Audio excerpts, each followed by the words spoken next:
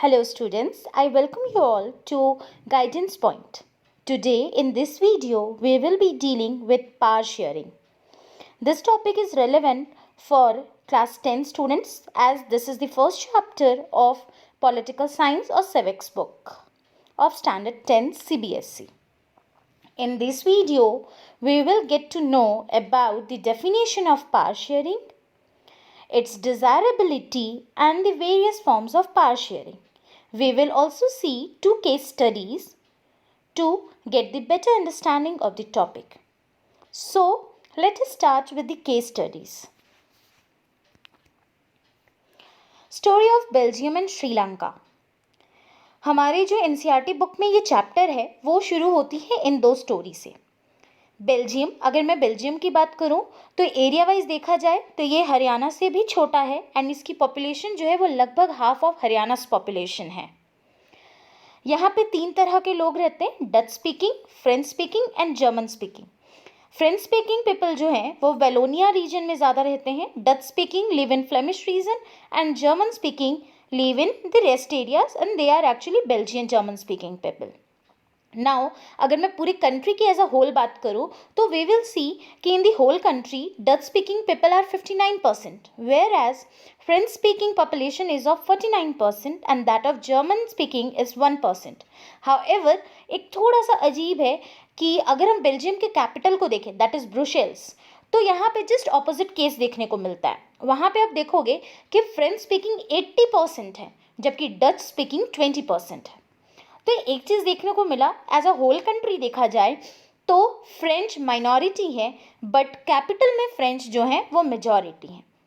More over बात ऐसी भी थी कि जो फ्रेंच थे ये रिच एंड पावरफुल थे, तो होने क्या लगा, लोगों के बीच में यहाँ पे कॉन्फ्लिक्ट्स अराइज होने लग गई. इट्स क्वाइट ऑब्वियस ना, अगर एक डोमिनेटिंग है और दूसरा डोमिनेट हो जा रहा है तो कॉन्फ्लिक्ट्स तो अराइज होंगे ही. तो यहाँ पर पे भी यही चीज़ होने लगा, कॉन्फ्लिक्ट्स अराइज होने लगे एंड बाद में यहाँ के गवर्नमेंट ने कुछ अच्छे डिसीजंस ली जिनसे यहाँ के जो भी प्रॉब्लम्स थे, जो कॉन्फ्लिक्ट्स थे उनको दूर किया, जो हम आगे डील करेंगे. बट बिफोर दैट थोड़ा श्रीलंका का भी ब्रीफ आइडिया देख ले. श्रीलंका की बात करूँ तो ये हमारे तमिलनाडु के सदर्न कोस्ट से थोड़ी दूरी पर पे है. छोटा सा ही देश है ये भी. यहाँ पे 2 तरह के लोग रहते हैं, Sinhala speaking and Tamil speaking. Sinhala speaking majority में है दैट इज 74% और जो तमिल स्पीकिंग है वो 18% है. उसमें भी ये तमिल स्पीकिंग 2 ग्रुप में बटे हुए थे. One was Sri Lankan Tamils whereas the other was Indian Tamils. अब श्रीलंका में क्या हुआ तो चलिए ये डिटेल में हम लोग थोड़ा देखते हैं. मेजॉरिटेरियनिज्म इन श्रीलंका. श्रीलंका 1948 में इंडिपेंडेंट हुआ एंड इंडिपेंडेंट होने के बाद 1956 में यहाँ पे एक एक्ट पास हुआ जिस एक्ट के तहत सिन्हाल लैंग्वेज को वहाँ का ऑफिशियल लैंग्वेज डिक्लेयर कर दिया गया. Now the decision was good, there is no issue, but there was issue. अब क्या इशू थी, सी इसको हम लोग एक एग्जाम्पल से समझते हैं. जस्ट फॉर केस मान लो आपको इंग्लिश नहीं आती है and you only know Hindi. अब मैं आपके पास एक पेपर लेकर आती हूँ और कहती हूँ कि इन पेपर पे आपको काम करना है, इन पेपर पे आपको सिग्नेचर्स करने हैं और गवर्नमेंट की जितने भी ऑफिसेज हैं हर जगह वहाँ पे इंग्लिश ही यूज़ होगा. Now just tell me one thing, क्या आप कम्युनिकेट कर पाओगे? क्या आप किसी पेपर्स पे सिग्नेचर कर पाओगे? ऑब्वियसली नो, क्योंकि आपको उस लैंग्वेज के बारे में पता नहीं है. और अगर आप साइन कर भी देते हो तो यू आर अनअवेयर कौन क्या पेपर साइन करवा जाए, यू डोंट नो. तो इनके कारण वहाँ के जो तमिल्स थे वो आवाज़ उठाना शुरू किए. अच्छा एक चीज़ और, सिन्हाला का जो रिलीजन था वो बुद्धिज़्म था जबकि जो तमिल स्पीकिंग थे इनका रिलीजन हिंदू या मुस्लिम होते थे ये, और कुछ क्रिश्चियंस थे. तो क्रिश्चियंस जो थे वो सिन्हाला और तमिल दोनों जानते थे तो उनको कोई दिक्कत नहीं होती थी. बट सी बुद्धिज़्म को यहाँ पे कंपलसरी कर दिया गया, ऑफिशियल रिलीजन डिक्लेयर कर दिया गया, सिन्हाला लैंग्वेज को ऑफिशियल लैंग्वेज डिक्लेयर कर दिया गया. तो कहीं ना कहीं तमिल्स के मन में आया कि वो एलियनेटेड हो रहे हैं और इसके कारण से वो आवाज़ उठाना शुरू किए.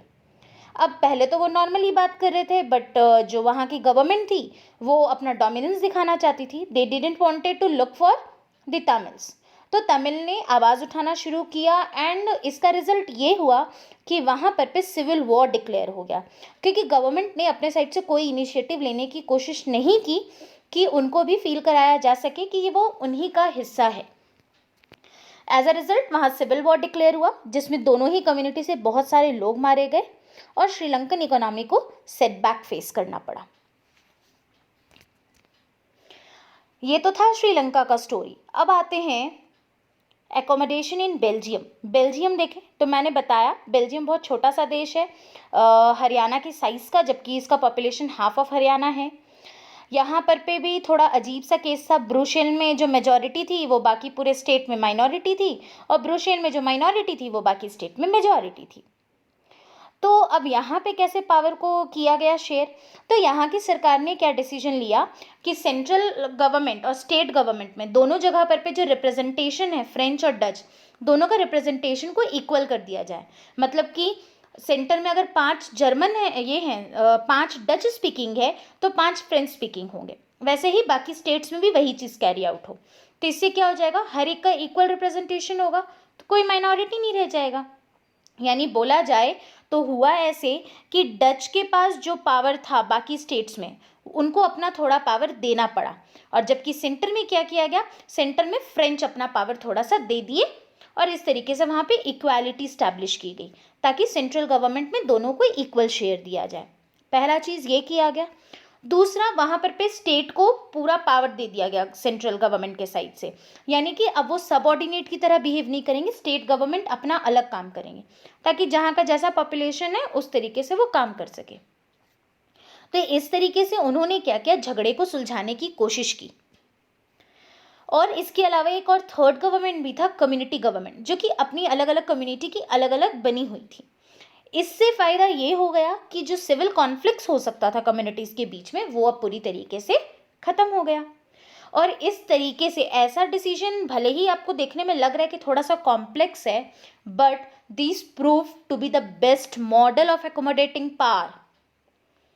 ये पावर एकोमोडेशन का बेस्ट एग्जाम्पल कंसीडर किया जाता है। बेल्जियम ने ये जो फैसला लिया, इससे वहाँ पर पे इक्वालिटी तो मेंटेन हुई ही हुई, साथ में जो कॉन्फ्लिक्ट हो सकता था उसके भी चांसेस नील कर दिए गए। और यही कारण है, इसी को देखते हुए बेल्जियम का कैपिटल जो कि ब्रुसेल्स है, उसको यूरोपियन यूनियन का हेडक्वार्टर चूज कर लिया गया। My dear students, make sure one thing, ये एक इंपॉर्टेंट क्वेश्चन है जो कि आपके बोर्ड्स में पूछा जा सकता है। Why European Union chose Brussels as the headquarter, as its headquarter, sorry. तो उसका रीज़न यही है कि बेल्जियम का जो एकोमोडेशन का मॉडल था पावर शेयरिंग का, वो बेस्ट माना जाता है, and for that sake only उनके इसको एक एग्जाम्पल को समझते हुए उन्होंने, यूरोपियन यूनियन ने ब्रुसेल्स को अपना कैपिटल चूज़ किया। क्लियर है? तो आपको मैंने यहाँ पे 2 स्टोरीज बताया। एक स्टोरी में आप देख रहे हो श्रीलंका है, जहाँ पर पे पावर शेयरिंग नहीं किया गया। पावर शेयरिंग नहीं हुआ तो वहाँ पे सिविल वॉर हुआ, इकोनॉमी को सेटबैक फेस करना पड़ा। जबकि बेल्जियम में उल्टा हुआ, इट वॉज अपोजिट केस। वहाँ पर पे सरकार ने समझी ज़रूरतों को, वहाँ की पब्लिक ने भी समझा, और उस चीज़ को ध्यान में रखते हुए वहाँ के लोगों ने पावर शेयरिंग की। इसका बेनिफिट ये हुआ कि वहाँ पे कोई झगड़े नहीं हुए, इकोनॉमी बहुत अच्छे से रन कर रही थी। जबकि श्रीलंका में कॉन्फ्लिक्ट्स हुआ, इकोनॉमी सेटबैक्स हुए, loss of lives and properties भी हुए। तो this is what power sharing is. अगर हम डेफिनेशन की बात करें तो power sharing is a system of political arrangements. Power sharing क्या है? System of political arrangements. यानी क्या है? एक सिस्टम है पॉलिटिकल अरेंजमेंट्स का, जिसमें क्या होता है, तो पावर इज शेयर्ड। पावर हम क्या करते हैं? शेयर करते हैं, डिवाइड कर लेते हैं आपस में। किन के बीच में? तो different organs of the government, different levels of the government, different social groups, different political parties, pressure groups and movements। यानी पावर शेयरिंग क्या है? पॉलिटिकल अरेंजमेंट का सिस्टम जिसमें पावर अलग अलग हिस्सों में बांट दिया जाता है। किन में बांटा जा सकता है? तो organs of the government, levels of the government, social groups, political parties, pressure groups and movements. Clear है? तो चलिए आगे बढ़ते कि पावर शेयरिंग पे हम लोग इतना एम्फेसाइज क्यों करते हैं। Why is power sharing desirable? तो power sharing is desirable because of 2 reasons. एक रीज़न है प्रूडेंशियल रीज़न, लॉजिकल रीज़न, जो कि हमें रिजल्ट ओरिएंटेड रीज़न जिसे हम कह सकते हैं, और दूसरा है मोरल रीज़न, जो कि कहने के लिए। अगर हम प्रूडेंशियल रीज़न की बात करें तो पावर शेयरिंग से क्या होता है, झगड़े के चांसेस घट जाते हैं। अगर झगड़े के चांसेस घटते हैं तो जैसा कि मैंने श्रीलंका में देखा, इकोनॉमी सेटबैक होता है वो नहीं होगा, यानी इकोनॉमिकली सोशली वो बहुत हेल्पफुल होगा। तो ये रिजल्ट ओरिएंटेड हुआ, पावर शेयरिंग करने से झगड़ा मेरा रुकता है। दूसरा आते हैं moral reason. Moral reason, it is a good way to ensure political stability. Power अगर हम शेयर कर लेते हैं तो कॉन्फ्लिक्ट रोक रहे हैं, कॉन्फ्लिक्ट रोक रहे हैं मतलब मेरा जो पॉलिटिकल ऑर्डर है वो स्टेबलाइज हो गया है, या हम इसको कह सकते हैं सिंपल वर्ड्स में, it is the very spirit of democracy. ये डेमोक्रेसी का एक फीचर होता है कि पावर शेयर किया जाता है, इसलिए हमें पावर शेयर करना चाहिए। थोड़ा सा अटपटा लग रहा है but this is the true fact कि चूँकि डेमोक्रेसी का मतलब ही है कि पावर शेयरिंग हो रहा है, तो इसीलिए पावर शेयरिंग होना चाहिए ताकि पॉलिटिकल स्टेबिलिटी इंश्योर की जा सके। सो आई थिंक आपको समझ में आ गया है what is why is power sharing desirable. तो let's move towards the forms of power sharing. अगर हम बात करें तो पावर 4 तरीके से शेयर किया जाता है। एक होता है गवर्नमेंट के अलग अलग ऑर्गन में पावर शेयरिंग, दूसरा होता है गवर्नमेंट के अलग अलग लेवल पे पावर शेयरिंग, तीसरा जो अलग अलग सोशल ग्रुप्स हैं उनके बीच में पावर शेयर करना, और चौथा होता है political parties, pressure groups and movements के साथ पावर शेयर करना। तो चलिए इनको थोड़ा डिटेल में देखते हैं। Power shared among legislature, executive and judiciary. अगर हम different organs of the government की बात करें तो उनके बीच में पावर शेयरिंग होता है। एज वी नो कि 3 ऑर्गन्स होते हैं गवर्नमेंट के, कौन कौन से होते हैं, लेजिस्लेचर, एग्जीक्यूटिव एंड जुडिशियरी।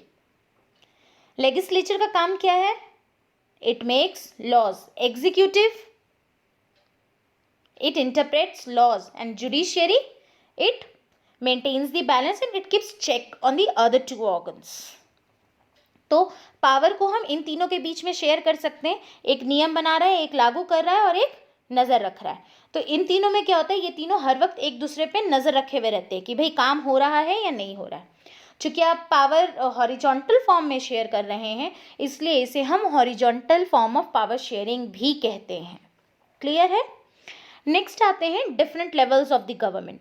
अगर हम डिफरेंट लेवल्स देखें तो अगर हम इंडिया की बात करें तो हमारे पास एक सेंट्रल गवर्नमेंट है जो कि सारे देश के लिए एक जनरल गवर्नमेंट है, कॉमन गवर्नमेंट है, और उस सेंट्रल गवर्नमेंट के नीचे में बहुत सारे क्या है, स्टेट्स हैं, और उन स्टेट्स का अपना अलग अलग गवर्नमेंट है, रीजनल लेवल्स पे, प्रोविंशियल लेवल्स पे, जिन्हें हम स्टेट गवर्नमेंट कहते हैं। और इस तरह का जब गवर्नेंस होता है ना तो इसको हम फेडरल सेटअप कहते हैं। क्या कहते हैं, फेडरल सेटअप, यानी पावर हमने अलग अलग लेवल पे शेयर करके रखा हुआ है। फेडरल सेटअप के बारे में हम लोगों को पढ़ना है, I think it is in 3rd और 4th चैप्टर, और आई थिंक 2nd चैप्टर, मतलब आपकी बुक में ही है, we will see there. Federalism हम लोग पढ़ेंगे आगे चल करके, बट टिल नाउ थोड़ा सा बेसिक आइडिया ही देखते हैं कि यूनियन गवर्नमेंट होता है एंड उसके नीचे स्टेट गवर्नमेंट होता है, एंड स्टेट गवर्नमेंट के नीचे भी कुछ गवर्नमेंट होते हैं जिन्हें हम लोकल गवर्नमेंट कहते हैं। और उस लोकल गवर्नमेंट में म्यूनिसिपैलिटी और पंचायत काम करता है। पंचायत गांव के लिए, म्यूनिसिपैलिटी जो है नगर निगम जिसे हम नॉर्मल लैंग्वेज में कहते हैं, या नगर पालिका। ये तो इस तरीके से पावर किया जा रहा है, अलग अलग लेवल पे शेयर किया जा रहा है। चूँकि पावर शेयरिंग वर्टिकली होती है इसे vertical form of power sharing भी कहते हैं। क्लियर है। तो चलिए आगे बढ़ते हैं। पावर को हम लोग डिफरेंट सोशल ग्रुप्स के बीच में भी शेयर कर सकते हैं। अलग अलग सोसाइटी में ग्रुप्स हैं, जैसे कि बेल्जियम में कम्युनिटी गवर्नमेंट बनाई गई थी, वैसे ही हमारे यहाँ पर पे भी हम क्या कर सकते हैं कि अलग अलग जो सोशल ग्रुप्स हमारे यहाँ सोसाइटी में दिख रहे हैं उनके अमंग भी पावर शेयरिंग किया जा सकता है और कॉन्फ्लिक्ट को अवॉइड किया जा सकता है। इसके अलावा जो आखिरी फॉर्म ऑफ पावर शेयरिंग है वो है पावर हम political parties, pressure groups and movements के बीच में शेयर कर सकते हैं। तो होता ही है, आप देखते ही हमारे देश में बहुत सारे पॉलिटिकल पार्टीज़ हैं। अगर एक रूलिंग पार्टी बनता है तो दूसरा अपोजिशन पार्टी बनता है। अपोजिशन पार्टी के पास भी कुछ पावर्स हैं, रूलिंग पार्टी के पास भी कुछ पावर्स हैं। वैसे ही प्रेशर ग्रुप्स भी होते हैं। प्रेशर ग्रुप्स क्या होते हैं, तो जो अपोजिशन पॉलिटिकल पार्टीज होते हैं ना नॉर्मली, या वो ग्रुप ऑफ पीपल जो कि सरकार के डिसीजन को हर वक्त क्रिटिसाइज कर रहे हैं और सरकार पे नए नए तरीके के प्रेशर बना रहे होते हैं, उन्हें हम प्रेशर ग्रुप्स कहते हैं। तो ये लोग भी, इन लोगों के पास भी कुछ पावर रहता है कि वो सरकार को प्रेशराइज कर सकते हैं। जैसे एग्जाम्पल लो, जब कोई भी लॉ वगैरह पास होता है ना, तो जब क्वेश्चनिंग आर होता है तो उस समय आपका ऑपोजिट जो है वो क्वेश्चन पूछ सकता है अपोजिशन पार्टीज कि आपने क्या क्या काम किया, क्या काम नहीं किया। तो कहीं ना कहीं हमने क्या किया, दूसरे पॉलिटिकल पार्टी को या प्रेशर ग्रुप को पावर दे रखा हुआ है। तो इस तरीके से भी पावर शेयरिंग होती है। तो I think this is clear. इस चैप्टर में हमें बस यहीं तक पढ़ना था। हमने अब तक देखा 2 एग्जाम्पल, श्रीलंका एंड बेल्जियम का, जिसमें जाना कि एक जगह पे पावर एकोमोडेशन हो रहा है, दूसरी जगह पे पावर एकोमोडेशन नहीं हो रहा है। पावर एकोमोडेशन के फ़ायदे क्या थे और पावर एकोमोडेशन नहीं करने के नुकसान क्या थे। फिर हमने डेफिनेशन देखा, कैसे कंक्लूड कर सकते हैं पावर शेयरिंग के डेफिनेशन को। फिर हमने देखा पावर शेयरिंग क्यों डिज़ायरेबल है, एंड फाइनली वी सॉ कि various forms of power sharing कौन कौन से हैं। तो आई थिंक आपको ये चैप्टर क्लियर हो गया है। अगर क्लियर हो गया है तो मैंने यहाँ कुछ असाइनमेंट क्वेश्चंस दिए हुए हैं, जस्ट वेट। आपको लगेगा कि कोई रिक्वायरमेंट नहीं है, बट या वन थिंग, अगर आप ये 5 क्वेश्चंस को सॉल्व करते हो तो जस्ट मेक श्योर कि ये 5 क्वेश्चंस को अगर आपने सॉल्व कर लिया और इसे अच्छे से पढ़ लिया है तो इट मीन्स 90% आपने अपने चैप्टर को प्रिपेयर कर लिया है बोर्ड एग्जाम्स के लिए। यस 90%, क्योंकि 10% आपकी रीडिंग पे भी डिपेंड करता है। अगर आप चैप्टर साथ में रीड कर लेते हो प्रॉपरली तो आई कैन अश्योर यू कि इस चैप्टर से कोई भी क्वेश्चन आता है तो you will be able to answer that. So that's all for today. Thank you, and for more videos stay tuned to us.